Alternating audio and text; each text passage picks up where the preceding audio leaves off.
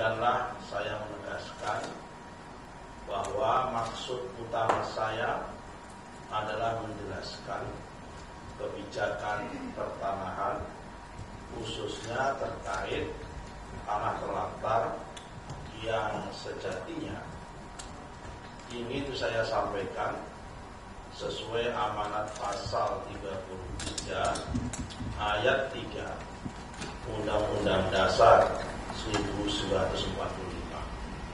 bahwa bumi, air, dan kekayaan alam yang terkandung di dalamnya dikuasai oleh negara dan dipergunakan sebesar-besarnya untuk kemakmuran rakyat.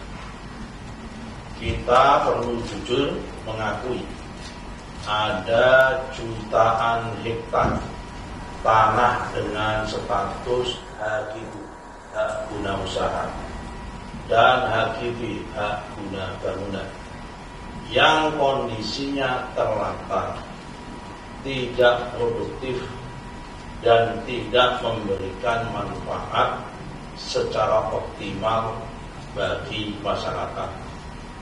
Inilah yang menurut saya dapat kita daya gunakan untuk program-program strategis pemerintah yang berdampak kepada kesejahteraan rakyat, mulai dari reforma agraria, pertanian rakyat, ketahanan pangan, perumahan murah, hingga penyediaan lahan bagi kepentingan umum seperti sekolah rakyat, puskesmas, dan sebagainya.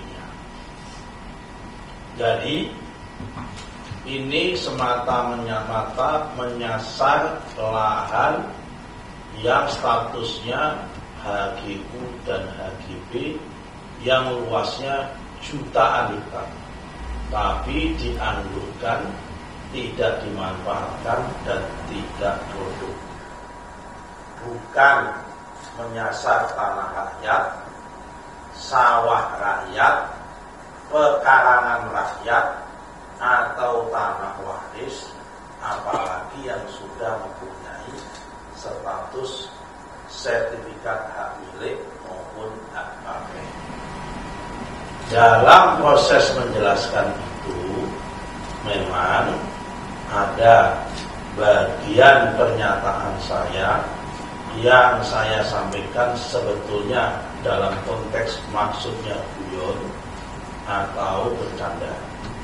Namun setelah saya menyaksikan ulang, kami menyadari dan kami mengakui bahwa pernyataan tersebut, candaan tersebut tidak tepat, tidak sepantasnya, dan tidak selayaknya untuk kami sampaikan, apalagi disampaikan oleh seorang pejabat publik, sehingga dapat menimbulkan persepsi yang keliru dan liar di masyarakat.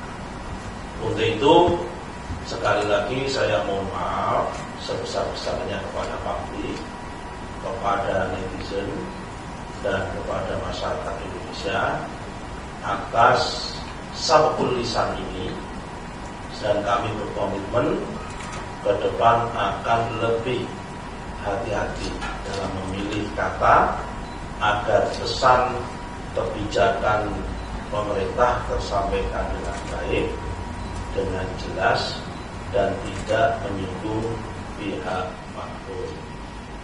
Semoga Allah SWT mengampuni dosa-dosa kami, dan semoga publik dan rakyat Indonesia menerima permohonan maaf kami. Demikian, terima kasih. Walaupun wallahu muwaffiq ila aqwamit thoriq. Wassalamualaikum warahmatullahi wabarakatuh. Oke, udah, nggak usah jauh. Ya, kalau masukan boleh. Pak, Ilham dari Jawa Pos, Pak, izin. Kita tahu bahwa selama ini isu pertanahan, terutama soal narasi bahwa tanah itu diambil oleh negara, itu selama ini selalu berhenti di situ.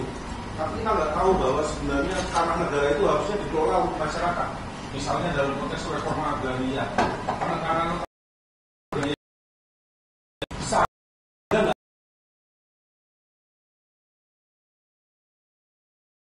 diberikan ke masyarakat sehingga bisa dimanfaatkan gitu. Saya jawab ya, tapi ini bukan kritik ya. Oke. Nah, untuk pengetahuan aja supaya Bukan untuk ikuti. ya kalau hari ini biar ini dulu. Ini kalau saya menjelaskan apapun kalau ini nggak clear dulu di masyarakat, nanti akan malah hiburan kita nggak tahu. Biar ini dulu aja. Jadi tanah yang sudah telantar, yang sifatnya hakiku maupun hakiku tadi, potensinya sampai saat itu ada 1,4 juta. Ya sudah kita identifikasi. Yang sudah setelah nanti ditetapkan menjadi telantar itu prosesnya diserahkan sama bank tanah. Oleh bank tanah diapakan? 30%-nya wajib dijadikan reforma agraria. 30%. Kemudian sisanya untuk apa? Untuk sosial. Jadi misal di situ ada masyarakat yang mau membangun sekolah, membangun pesantren, membangun puskesmas, membangun ini boleh masyarakat dari situ. Kemudian yang ketiga itu apa? Untuk kecul tanah cadangan untuk negara. Misal negara membuat batalion, membuat kantor, membuat apa boleh.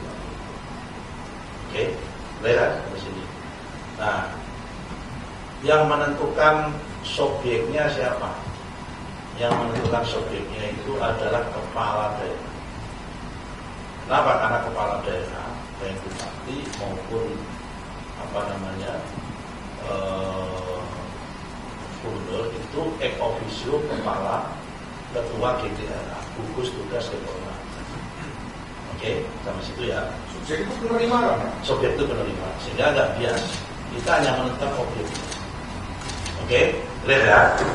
Sisanya bagaimana? Sisanya itu oleh bank tanah bisa dikomersialkan, didaya gunakan, dimanfaatkan, diproduktifkan supaya produktif. Dari yang tidak telantar menjadi telantar supaya menjadi tidak telantar. Tapi sekali lagi diutamakan di situ ada proses reforma agraria.